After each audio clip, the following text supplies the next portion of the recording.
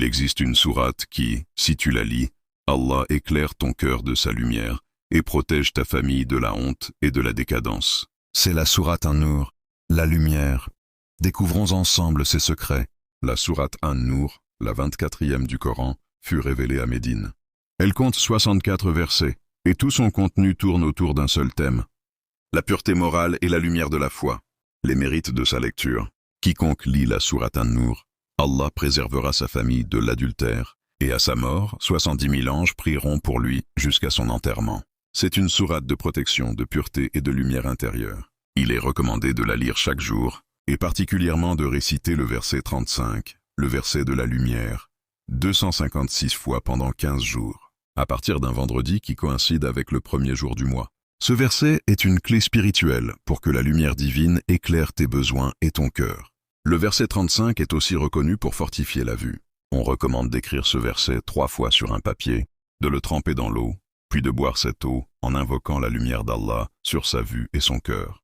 Celui qui se voit récitant la sourate An-Nur en rêve, cela signifie qu'il aime ce qu'Allah aime, qu'il déteste ce qu'Allah déteste, et qu'Allah illumine son âme par la foi. Cette sourate traite avant tout de la pureté et de la protection contre la décadence morale.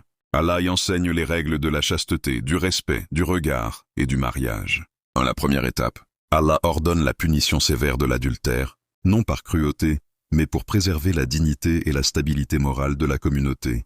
De la deuxième étape, Allah protège l'honneur des croyants.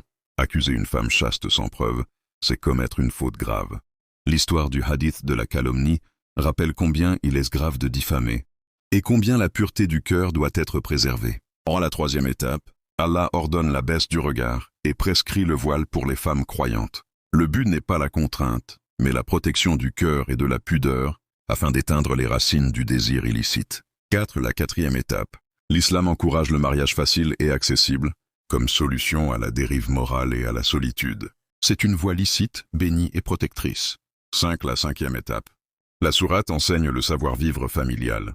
Les enfants doivent demander la permission avant d'entrer dans la chambre des parents, afin de préserver la pudeur et la pureté des pensées. Chaque foyer doit être une forteresse de lumière et de respect. 6. La sixième étape. La sourate conclut en rappelant l'unicité d'Allah, le retour vers lui et l'obéissance au prophète. Ces piliers sont les racines de toute éducation spirituelle, car sans la foi et la lumière du rappel, les cœurs deviennent aveugles.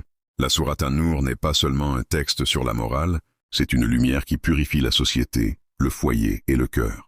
Celui qui vit selon ses enseignements devient lui-même un porteur de lumière dans un monde d'obscurité.